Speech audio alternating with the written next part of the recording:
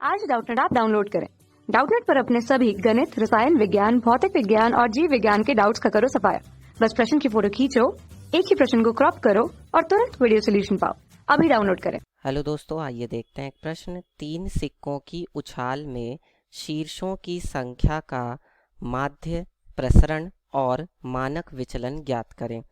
तो देखिए, अब हमें 3 सिक्कों की उछाल दी गई है। ठीक है, तो देखिए मैंने मान लिया कि ये पहला सिक्का है। ठीक है, ये आपका दूसरा सिक्का है और ये आपका तीसरा सिक्का है। ठीक है, और यहाँ पर x है, जहाँ पर x क्या कह रहा है, शीर्षों की संख्या को बता रहा है। x किसे बता रहा है? शीर्षों की संख्या को, मतलब कितने शीर्ष आ रहे हैं।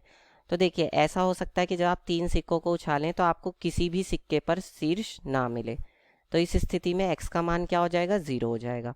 फिर ऐसा भी हो सकता है कि आपको पहले सिक्के पर शीर्ष मिल जाए, बाकी दोनों सिक्कों पर शीर्ष ना मिले, तो इस स्थिति में x का मान 1 हो जाएगा। फिर ऐसा भी हो सकता है कि दूसरे पर शीर्ष मिल जाए, पहले और तीसरे पर ना मिले, तो इस स्थिति में भी x का मान कितना होगा? 1 ही होगा। फिर ऐसा भी हो सकता है कि तीसरे सिक्के पर शीर्ष मिल जाए, पहले और दूसरे पर ना मिले, तो इस स्थिति में भी x का मान 1 होगा। फिर ऐसा हो सकता है कि पहले और दूसरे पर शीर्ष मिल जाए, तीसरे पर ना मिले, इस स्थिति में x का मान 2 हो जाएगा, क्योंकि 2 शीर्ष हैं। फिर ऐसा हो सकता है कि दूसरे और तीसरे पर शीर्ष मिल जाए, पहले पर ना मिले, इस स्थिति में भी x का मान 2 होगा। फिर ऐसा भी हो सकता है कि पहले और तीसरे पर शीर्ष मिल जाए, दूसरे पर ना मिले, इस स्थिति में भी x का मान 2 होगा, क्योंकि 2 शीर्ष हैं। फिर ऐसा भी हो सकता है कि तीनों के तीनों पर ही आपको शीर्ष प्राप्त हो जाए, तो इस स्थिति में कितने शीर्ष हो गए? 3, तो x का मान कितना हो जाएगा? 3। तो x के संभावित मान या तो 0 है, या 1 है, या 2 है, या फिर 3 है। तो x का मान क्या क्या हो सकता है? इसको मैं xi लिख देता हूँ, या तो 0, या 1, या 2, या 3। और अगर मैं xi का स्क्वायर लिखूं तो वो कितना आएगा? 0, 1 का वर्ग 1, 2 का वर्ग 4 और 3 का वर्ग 9। ठीक है, अब इससे जुड़ी हुई प्रायिकता को हम यहाँ पे लिखेंगे pxi। ठीक है, तो देखिए हमारे पास माध्य का क्या सूत्र होता है? माध्य को हम कहते हैं EX से प्रदर्शित करते हैं, और इसका सूत्र होता है सिग्मा PIXI। ठीक है, तो इसलिए हमने XI निकाल लिया और PI अभी हमें निकालना है। फिर उसके बाद हम क्या ज्ञात करते हैं? प्रसरण। तो प्रसरण का क्या सूत्र होता है? उसको हम कहते हैं सिग्मा स्क्वायर। तो इसका सूत्र होता है सिग्मा PIXI स्क्वायर आता है इसमें, इसीलिए मैंने यहाँ पे x स्क्वायर निकाला है। और माइनस क्या होता है? सिग्मा PIXI का होल स्क्वायर। ठीक है, इसके बाद जो मानक विचलन है वो कैसे ज्ञात होता है? जो सिग्मा स्क्वायर हम प्रसरण निकालते हैं उसका वर्गमूल ले लेते हैं, बस। ठीक है, अब देखिए 0 आने वाली कितनी संभावनाएं हैं? x का मान 0 आने वाली सिर्फ एक संभावना है, तो इसलिए 1 से गुणा हो जाएगी। 1 आने वाली कितनी संभावनाएं? 1 शीर्ष आने वाली 3 संभावनाएं, तो इसलिए 1 पर 3 से गुणा हो जाएगी प्रायिकता में। और 2 आने वाली भी कितनी संभावनाएं? 3 है, तो यहाँ पर भी 3 से गुणा हो जाएगी। और 3 आने वाली सिर्फ एक संभावना है, इसलिए यहाँ पर 1 से गुणा होगी। ठीक है, अब इसके बाद हम क्या ज्ञात करेंगे यहाँ पर बताइए।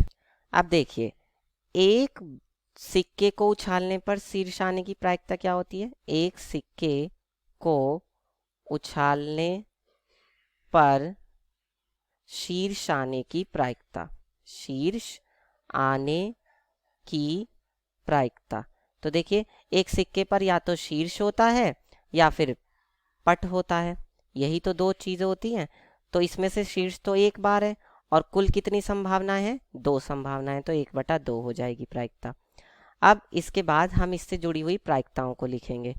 तो देखिए, जब शीर्ष एक बार हमने 0 बार, मतलब 3 सिक्कों को जब हमने फेंका, ठीक है, या उछाला, तो उसमें से हमें तीनों में से किसी पर भी शीर्ष नहीं मिला। इसका मतलब हमें पहले वाले पर भी शीर्ष नहीं मिला, तो शीर्ष न आने की प्रायिकता क्या हो जाएगी? शीर्ष न आने की प्रायिकता हो जाएगी 1 माइनस 1/2, यानी कि ये भी 1/2 होगी।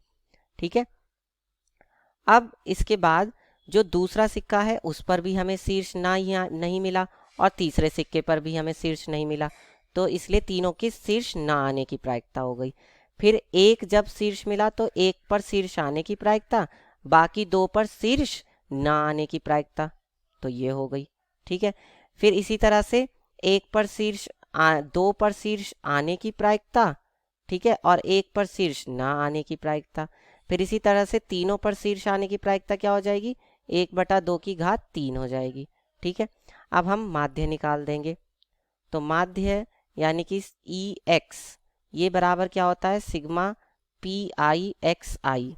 ठीक है, तो यहाँ से कितना हो जाएगा, ये देखिए ये हो जाएगा आपका x का मान है 0 और उससे जुड़ी हुई प्रायिकता है 1/2 फिर प्लस x का मान है 1 और तो अब यहाँ पर x बराबर 1 पर प्रायिकता कितनी है, 3/2 यानी कि 8। तो यह आ जाएगा आपका कितना, 3/2 3 यानी कि 8। फिर प्लस x का मान है 2 और उस पर प्रायिकता कितनी है, उस पर प्रायिकता है 3/2 यानी कि 8। तो 3/8 हो जाएगा। फिर प्लस x का मान है 3 और उस पर प्रायिकता है 1/8। तो 3 गुणा में 1/8। तो ये कितना हो जाएगा, 0। ये हो जाएगा आपका 3 एकम 3 प्लस 2 तिया 6 और प्लस 3 एकम 3 और नीचे एलसीएम ले लेंगे 8। तो ये आपका कितना आ जाएगा, 6 और 6 12/8 यानी कि हो जाएगा कितना, 4 तिया 12। ठीक है, और 4 दूनी 8, 3/2 यानी कि 1.5। तो ये तो आ गया आपका माध्य। अब इसके बाद हम निकालेंगे प्रसरण। ठीक है, तो प्रसरण को हम कहते हैं सिग्मा स्क्वायर। उसका सूत्र क्या होता है, sigma P I X I square minus sigma P I X I का होल स्क्वायर। ठीक है, तो यहाँ से अब ये कितना हो जाएगा, देखिए sigma P I X I square हमें लिखना है। तो 0 गुणा में जब एक्स स्क्वायर 0 है तब प्रायिकता कितनी है, तब प्रायिकता है 1/8। तो ये हो जाएगा आपका 1/8। फिर जब एक्स स्क्वायर का मान कितना है, जब एक्स स्क्वायर का मान 1 है तब प्रायिकता है 3/8। तो 1 गुणा में 3/8 हो जाएगा। फिर प्लस जब एक्स स्क्वायर का मान कितना है, 4 है, तब प्रायिकता कितनी है, 3/8 है। तो ये हो जाएगा 4 गुणा में 3/8। फिर जब एक्स स्क्वायर का मान कितना है, 9 है, तब प्रायिकता कितनी है, 1/8 है। तो 9 गुणा में 1/8 और minus sigma P I X I अभी हमने कितना निकाला है, 1.5। तो 1.5 का क्या हो जाएगा, वर्ग हो जाएगा।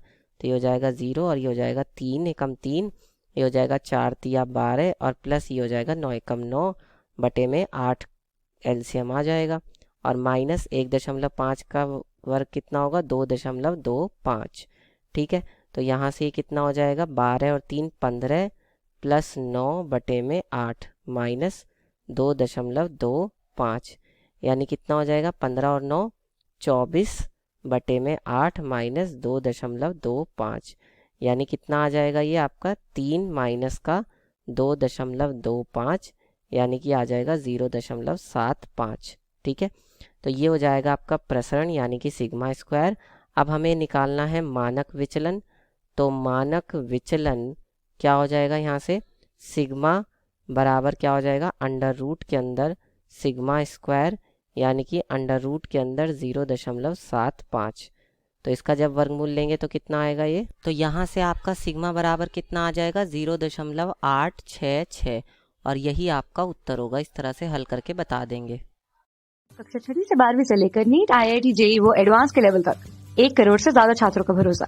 आज ही डाउनलोड करें डाउटनेट ऐप या व्हाट्सएप करें अपने सारे डाउट्स 8400 400 400 पर।